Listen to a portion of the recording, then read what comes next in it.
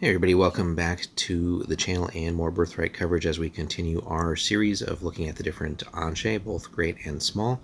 And today we're taking a look at an infamous one, the Chimera, and we've covered that Anshe's particular domain in our previous domain series as well. So let's jump right in. We do get a pretty cool piece of artwork here, as you might expect, with something called the Chimera. So let us take a look at how this came to be. And again, the way that this book is formatted, which is pretty cool, takes the format of like a tour of the different Anshe of all of Cerealia with different scholars essentially like somehow being granted an interview with the creature in a lot of cases, or people that are close to the creature or know of it. So it kind of has this format. So let's just jump right in. Immortality. Though few have the temerity to admit it, immortality is the ultimate quest in life. For taking your life in your hands and seeking to postpone its end makes life worth living. Quote, of course, many a soul has tried to achieve this goal, but most have failed. Correction. All have failed before me. Yes, there are those corrupt beings known as an Anshalian who have slowed time's effects on them, but that is a godly gift. I, on the other hand, chose to seek immortality and grant it to myself. Immortality given to you is not a prize. To win immortality through your own efforts, skill, and creations is the true test and a true reward. Now I'm known as the Chimera, and this name suits me. There are those who believe that my other, more bestial form belies a lack of sanity or purity. How droll, how jealous. I chose my own path to immortality. Who am I to curse the gods for the forms I wear in that immortality? I am satisfied in my goals. I shall live forever, and I have power, true power. Power over the beasts, power over the rabble who laughed and scorned me, and power over the destiny of our land of Cerealia. I, Denita Kusor, spent my life learning the ways of elves and the ways of humanity. I studied the living and the dead. I learned from the animals and the mundane and the monstrous alike. That knowledge gained for me a glimpse into life itself and how to postpone the coming of death. Am I mad for having done this? I say nay, 1,000 nays. Immortality is worth far more than the torture one endures when sharing the form of a beast. And power, as many can attest who bear Azrael's tainted blood, or the purest of Anduras's blood, is worth nearly any price. Should these powers make me mad, then I shall suffer the burden of being called mad by lesser, weaker minds.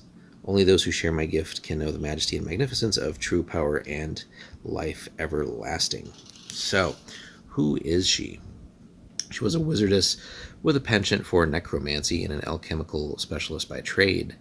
With skills learned from her parents, a Voss midwife and an elf herbalist, and that's an interesting combination in and of itself. She specialized in creating potions and herbal remedies for common ailments like boils, warts, heartburn, etc. She used the profits from her trade to finance her studies of death and her quest for immortality. And she studied with unequaled vigor, trying to determine the reasons for death and aging. Her greatest desire was to discover the secrets of immortality and eternal youth. So the first step toward her twisted form of immortality was to study death, corpses, and the effects of decay on the human condition. Once she understood what happened after death, she needed to find out if life could be restored to a dead body without the intervention of the gods. It was at this time that some close friends noticed a change in her thinking, an obsession in her goal barring all else, which they blamed on overexposure to her elixirs. After years of trial and error, she created a glowing azure elixir that would theoretically saturate a corpse with life once again. Her experiments with this elixir led her to believe that no one race or species alone could regenerate fully, but a combination of factors in dwarven, elven, and human physiology could allow her potion to work and reanimate the dead tissues. Her murders of a number of people in Sendur and the Kuladorite resulted in her being driven away from civilization and into the Harrow Marsh, which is pretty close to where our friend the Basilisk was, or is rather. Many of her potions drew their power from the rare and exotic animals that dwell there, and eventually she ended up in the Iron Peaks, and there, more than a century ago, she completed her horrific creation, which is now called the Binman, which we will cover later separately just because there's a whole series of very minor Anshe and emerging Anshe that the book provides us with too, which is pretty cool because you have just like this whole slew of extra bad guys that you can bring into your campaigns. For nearly a year, she attempted to put life into her creation using potions, elixirs, and other magics, None animated and constructed the corpse being. After brewing yet another potent elixir, though, she made her latest attempt to resuscitate her creature. During the Binman's immersion in a vat of alchemical brew, a minor Anshe, a menace they called the Iron Troll by miners of the Iron Peaks, invaded her lab, searching for food and treasure. And that'd be one cool too if you ever wanted to set a campaign in the past. That's a pretty cool being or to contemplate and set up here as a bad guy, the Iron Troll, as if the trolls aren't hard enough to deal with. But anyway, she slew it with an array of deadly spells, but she did suffer a grievous wound in the process, or wounds, and with the Iron Troll's death, his birthright was released in an explosive display of energy drawn to both the wounded Danita and her inner creation in its alchemical bath, inundating them with cascading energy. After absorbing the blood taint of Azrai from the deceased Anshe, the Binman quickened to life without being fully alive at the same time. It smashed its way out of its bonds and tank, soaking its wounded creator in the magically charged chemicals. So basically, she almost created essentially like a Frankenstein-type monster. She noticed some physical changes in her body immediately, but didn't gain a chance to act on them or study them. The mute Binman quickly gained control over its powerful body and attacked, using sharp shards of its life-giving tank as weapons. Having retained some basic warrior's abilities, it attempted to kill its creator, but succeeded only in forcing her to flee for her life. Soon after its reanimation, the Binman left the now ruined tower behind and headed out of the Iron Peaks to Bin Sada. Deni de Kusor, reluctant to abandon all her equipment and her still unique library of knowledge, soon returned to her tower to finish her quest for immortality. After her battles with the Iron Troll and the Binman, she knew she had gained some power, but the exact nature was unknown at the time. She believed the energy affected every potion within her lab, and she needed more of that power to gain that immortality. Very, very obsessive. She combined a number of older potions in a reconstructed vat with new ingredients, such as dried dragon's blood for ties to a nearly immortal creature, a truly rare find, and the saliva of a displacer beast, a connection to the shadow world where death is near, but always far. She cast various spells into the magical mixture, charging it with energy she believed would revive the power left by the Iron Troll's death throes. When she immersed herself in her magical energy-laden vat of liquids, she was a highly focused and powerful half-elven wizardess. What exited the vat in an eruption of power and pain was a partially human form with dragon's wings and 4 arms that soon became known as the Chimera. Now, over the past century, her form has advanced further into an Anshe state, though due to the odd circumstances of her power and the way she got it, she can actually revert to her original form for short periods of time. So neither her Chimera form nor her true half-elven form are fully sane, but she is a bit more lucid in the female form. Her beast form is feral and dangerous, as we can kind of tell from the picture. Since her initial transformation, she allegedly can wear her normal form only when calm or under a full moon, though this may be a little bit of a false tale and just rumors. She has been seen, as we move along here, she's been seen in a different number of forms over the past decades. There seems to be little rhyme or reason to her shape changing other than her own will. With her newly assumed power, she's used her burgeoning might to exert the will over the surrounding areas around her tower, and the land now bears the name as the Chimeron, which again is kind of a weird realm that we've covered in one of our past videos. What was once the greatest library in Anna Weird, devoted to the studies of life, death, and the states in between, has lain in shambles now for over 50 years. While she can still talk in either form with intelligent beings, her reasons for destroying her research are hidden. Does she wish for no one else to learn the secrets, or is it just a sign of madness? No one's basically curious enough to ask her to go investigate themselves. Now, in recent decades, many blooded daredevils from Rormark, Coronace, and Osorde have tried to kill the Chimera, all with no success. With the death of these empowered heroes, she's grown even stronger still, but at an apparent cost. Her usual contacts with the governing body of Chimera report that she is less clear-headed and far more brutal now than ever before. Some goat herders who live close to the ruined tower of Deni de Kusor, now known as the Chimeran Refuge, say the creature has been changing, altering her appearance, and increasing her appetite. She is never seen wandering the hills in her female form, a habit she had for nearly 3 decades. These uneducated herders are incapable of fully vocalizing what horrors they have seen, but their fear and anger at the losses in crops and animals are certainly real enough.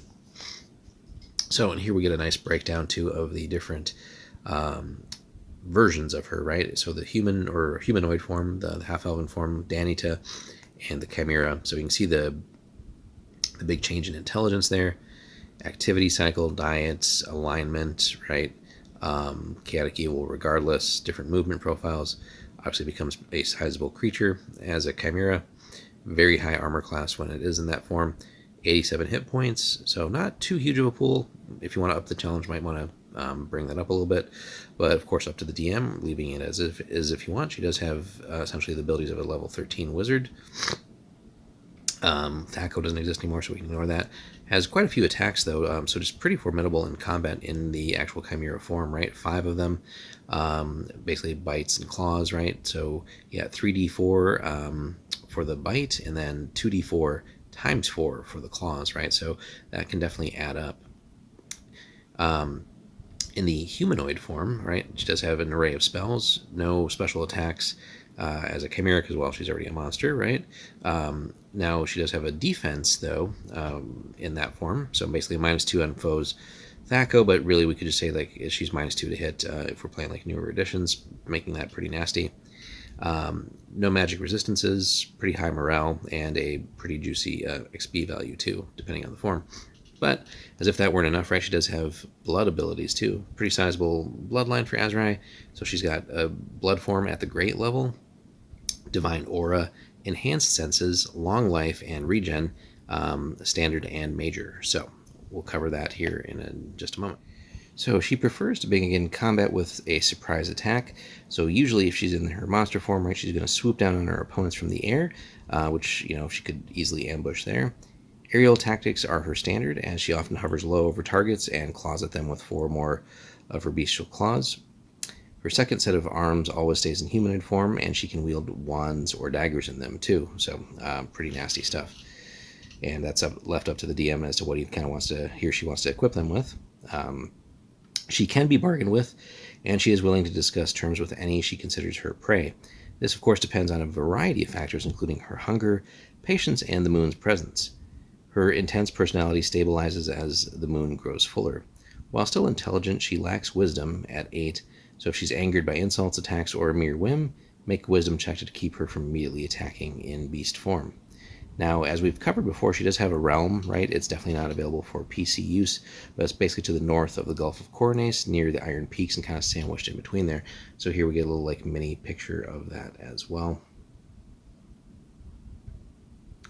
And where that's all situated there, right? So we got Coronace, Barukajik, Rormark, which we've covered before too. You got the Hydra Swamp there, which we'll be getting to at some point soon as well, and then kind of just sandwiched in there. So there's the different provinces. So, and this is just kind of more of a recap, right? But with some additional information. So now, while she's the official regent of her namesake domain, she is most often a ruler in absentia, and basically the Council of Leaders more or less have relative free reign to run the land as such. Now, on infrequent occasions, she'll emerge and basically make demands of the council leaders, though she actually, in this most recent time period, hasn't done that in about a decade. So, she does, however, keep incredibly tight control over the magic sources in the domain, and anyone attempting to tap into any of this power is subject to her full-on immediate attack. She's played a game of mouse with a group of mages known only as the Three Brothers, allowing them to find and control some sources and biding her time before removing them from her domain. Now, we do get a closer look at the Three Brothers and some pretty cool detail there in one of the actual other adventure modules for Birthright called the Sword of Roll, which we'll get into at some point as well. That does give a nice little bit of background, so worth picking that up as well. Now, there are allegedly temples to Nasirie and Kureiken hidden high up in the peaks of the mountains, but no one knows what lone priests might maintain them. So again, we do get the full sort of breakdown of, again, the realm stats there, and we get quite a few provinces. The council leaders basically run the law in the guilds. She's got the sources, although there's some contesting there, and then we do have those minor hidden temples as well. So we do see there is a little bit of regency generated, although and accumulated, but not much new is coming in there, right, given how discombobulated the realm is. and then minimal gold access there, right? So the leaders of the council basically donate an RP per turn and a gold bar per turn to her. Now, it does not have a standing army, of course, and basically relies on like a militia-like constabulary.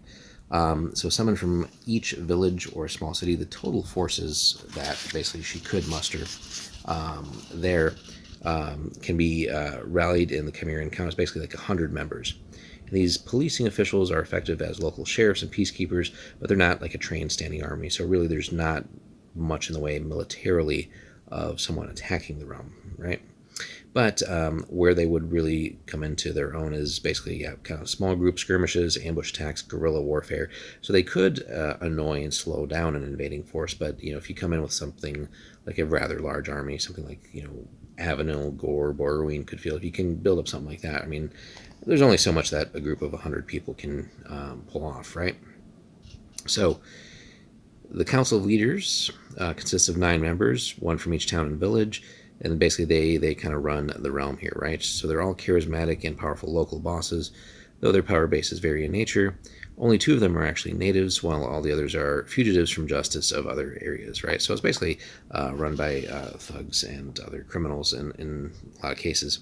It does give a nice little breakdown here of the different areas. So there's Barnier, a poor village, basically occupied by farmers, expatriate Kanasi, other fugitives from justice.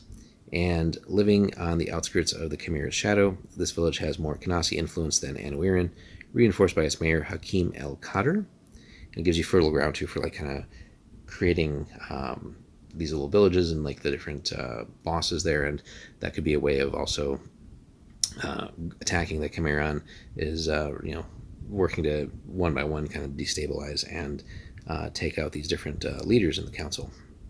There's Karain. This town is one of the most developed and is ruled by Lord Mayor Cowell. He's an exiled Anuiran, wanted for murder in 3 provinces in Meduir and Avenel.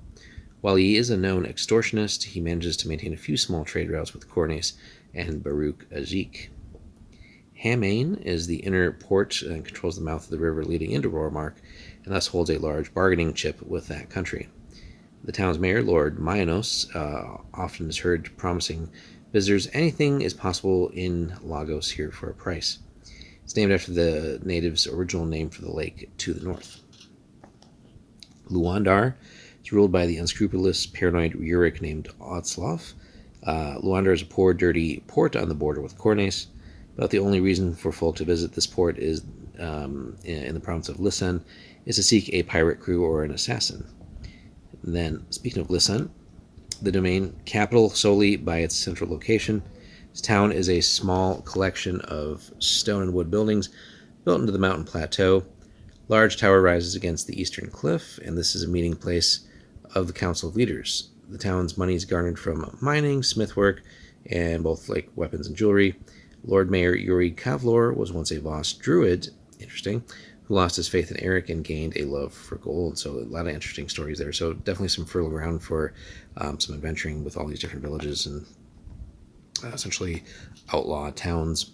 Moe is the richest town and port in Chimera, hands down, and the best kept town simply because of its distance from the Chimera.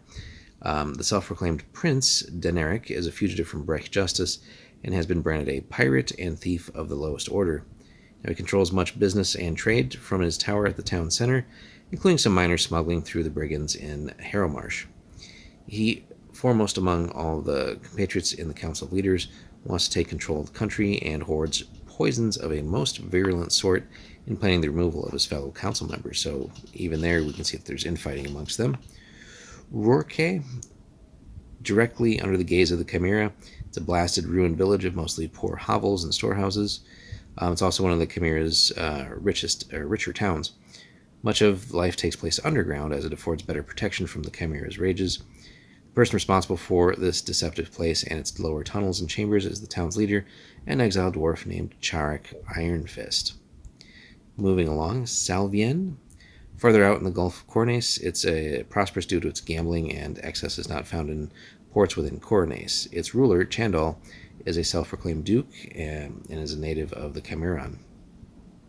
Tullier, The small port in the provinces of Mohi stays alive because of its industrious shipbuilding. It's the only settlement within the Chimera not dominated by criminals and fugitives, and its leader, Mayor Channel, seems woefully out of place as an honest, hard worker among his other fellow leaders. All right, and then coming to the last few sections here, so just a description of the domain. So 30 years ago, the settlements with the Chimera attempted to actually remove or rid themselves of the Chimera. And it was actually the first time they worked together, and this brought them under one flag and one leadership. When this new country was formed, Lisan was chosen as its capital due to its central location, size, and revenue, and the Council of Leaders was stationed there the following week. Now, when the Council of Leaders at Lisan were unsuccessful at destroying the Chimera, she met with them and threatened each of them with the utter destruction of their towns and their power bases while sparing their lives. She would withhold such destruction if she were granted titular rule and granted concessions at her whims. Having little or no bargaining positions to work from, the council leaders agreed and basically ceded regency rule to her. To placate her and the populace, dangerous criminals who are caught are allowed the chance to work for society and slay the fearsome creature that holds us in her grasp. Serious disruptors of the status quo are ushered to the Chimeran refuge under the pretense of slaying the Chimera, and then they're quickly killed by the Chimera herself. The council enjoys this easy method of disposing of overly troublesome agents or elements. So in a certain way, pretty nice way of sort of keeping the peace there by just kind of getting rid of the worst of the worst.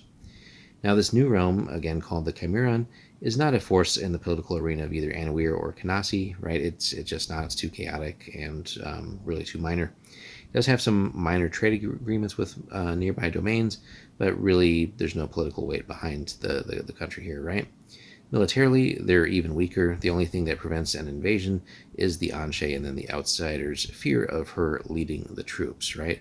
Which, again, with all the guerrilla warfare that these 100 or so skirmishers could provide, that could get nasty as far as being a distraction, while then the Chimera is free to sort of launch attacks at will too. So you got the prospect of facing an Anshe, which is always dangerous, on top of this constant hit and run and ambush style warfare too. And really, she could use her magical abilities potentially to augment that as well. So pretty scary. So we do get some interesting bits and pieces here too. So some other special locations: the Broken Hill, the refuge itself, right, her base, the Iron Peaks, and Table Mountain. Now, as far as trade goes, what little goods there are, there's basically herders and hunters. Does export beef and lamb, as well as hides and wool for clothing and rope.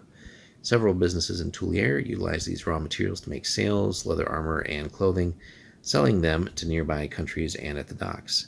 The Chimeran also has a few farms, but the produce is for internal consumption. Now, what allies she has? She does have good relations with Rormark, mainly because of the way that they control the river trade here, or her realm does. Open trade exists with these countries, and a single trade route runs through the Chimeran and passes through Carrion, Rourke, and Barnier, allowing Rormark to trade freely with minimal fees for routing through the Chimeran. So that does exist. Now, other special conditions and some fertile adventuring ground here, potentially.